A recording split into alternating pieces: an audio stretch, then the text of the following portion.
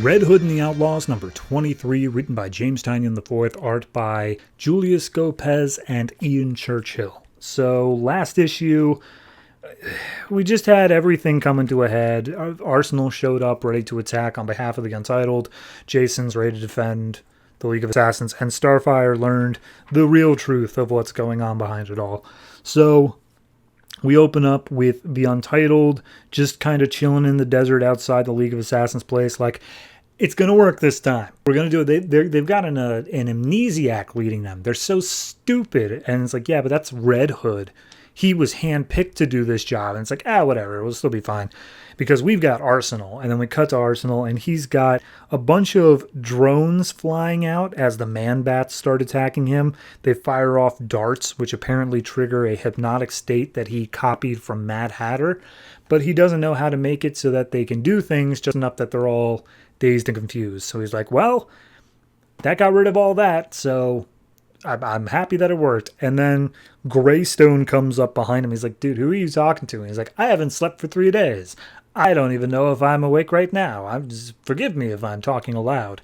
And Greystone's like, okay, well, regardless, I've got some telekinetic powers or whatever. And we see Arsenal has built a shield so that he is unaffected by it. And he also has in his clothes salt to defend from magic because he figured, League of Assassins seems like they would use some level of magic. So he's totally defended from Greystone. He uses a Mr. Freeze gun to shoot him with ice and freeze him. Then we see a sniper tries to take him out from one of the nearby towers. His shields are still up, so no big deal.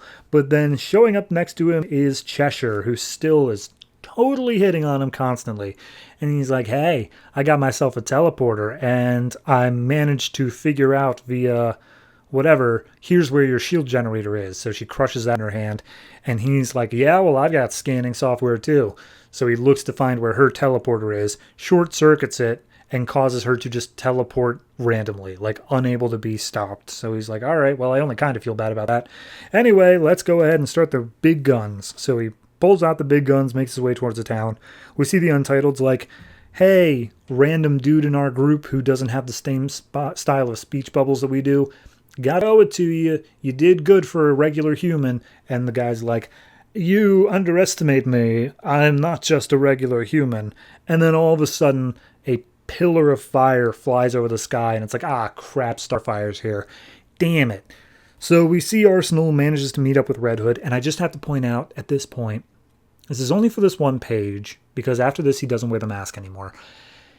They did the thing where Red Hood has a mouth and like it can open and stuff. Never do that. To all future artists, never give Red Hood a mouth. So, anyway, we see him talking to him, and Red Hood's basically saying like, Roy, dude, I may not remember everything, but I want to be here. I am choosing to be here. And Roy's like, they are the League of Assassins. They are clearly evil. And you are not the Jason I know. You are just an imposter. Therefore, I don't have to listen to you. I'm going to knock you out and take you back home. And as he goes to attack and knock him out, Starfire jumps in and says, Roy, you don't know what's going on here. And Roy's like, I'm sick of people telling me I don't know what's going on here. I have a pretty good idea. And Starfire tries to start to explain as whatever the hell his name is. I genuinely don't remember, but he's able to increase his density. That's the thing. And he steps up and he's like, hey, I'm here to stop you. And Starfire's like, dude, I'm technically in this situation, I'm on your side. And he's like, I don't care. You're intruders. I'm going to stop you. So Starfire lifts him up into the statue above. And he's like, I'm only 10% of your density. I could reach inside your body and grab your heart and stop it if I wanted to. And she's like, well, why don't you? He's like, well, that wouldn't be fun. Also, I'm going to show just how powerful I am by increasing my density 100-fold. And then Starfire and him just fall to the ground. So with them semi out of the picture, Bronze Tiger and Lady Shiva step up next to Jason. And they're like, hey, let's kick this guy's ass. So Jason, Lady Shiva, and Bronze Tiger beat the crap out of Arsenal, kicking him towards the fountain. Arsenal's like, I still got one trick up my sleeve. He pulls out a little itty-bitty crossbow, shoots it into the fountain, and it explodes. And underneath is a giant Lazarus pit. I know that it's not a Lazarus pit. It's whatever the hell they called it like 4 issues ago. It's a Lazarus pit. So at that point, Shiva steps up like, you idiot, do you know what you just did? And he's like, well, if you don't like it, then I do like it. And all the rest of the people for the League of Assassins step up because they were just mildly inconvenienced. Even Cheshire's back and just like, yeah, screw this guy. Let's just kill him. And also Starfire, because clearly we don't know her allegiance. Kill them both. We got to worry about the war coming on. And Jason's like, hold on. If you want me to be your leader, don't kill them. Put them in jail. And then I'll decide what happens to them. But, like, I will lead you now in this war. And he's like, dude, our kind of whole thing is killing, so we're going to kill them. And he's like, oh, I'm sorry, I thought I was the leader, and you have to listen to what the leader says. And Shiva's like, he's got a point. So at that point, Greystone comes up and says, hey, the Untitled are, like, right outside. We got to do something now. And Bron Tiger's like, fine, whatever, as long as you're going to lead us to victory. So Starfire and Arsenal are being brought to jail. Starfire's like, hey, don't chain me up, because I would literally rather die. And he's just like, I get that, I understand, but like, this is kind of the only option I have. Sorry about this, crazy fire lady. So then he points out, like, wait a minute, hold on. Well, Starfire says, hey, here's a little thing you need to know about it. They're coming here to destroy this pool because it's the only thing that can strip them of their power. You should probably know that MacGuffin point. And he's like, why are you helping me? And Arsenal steps up, having been poisoned by Cheshire slightly. It's like, because we're buddies. We're friends. Anyway, I'm going to leave. Don't die. Bye. So Jason hears a voice in his head saying, hey, Jason, this is going exactly according to my plan. Just breathe deep and picture the All Blades, and 2 swords pop up in his hands. And he's like, who is that? Who's talking to me? And the voice is like, you can do it, Jason. Your training has led you to here. Restore the balance of good and evil.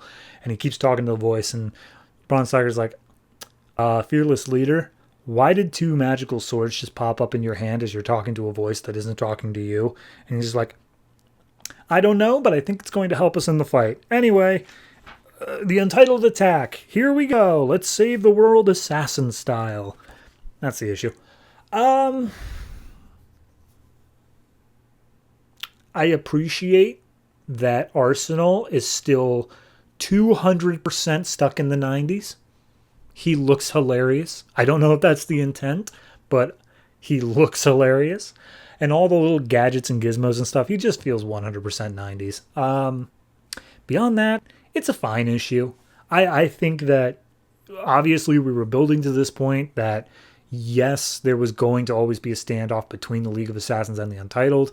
The fact that Arsenal just barely managed to scrape by, I think that makes sense. I don't feel like he got like put over or was thrown under the bus either. I think this is pretty much level with what I expect his powers to be at. He has some clever solutions, but in the end, he's just about getting the upper hand like a little bit. He's not a master tactician. So beyond that, it's a fine issue. I don't care much about the all cast and the all blades and the all whatevers. They're old stuff that I think probably should not have been reused, but if we got to tie it all together, Tynion's doing his best. So I'm going to say this is a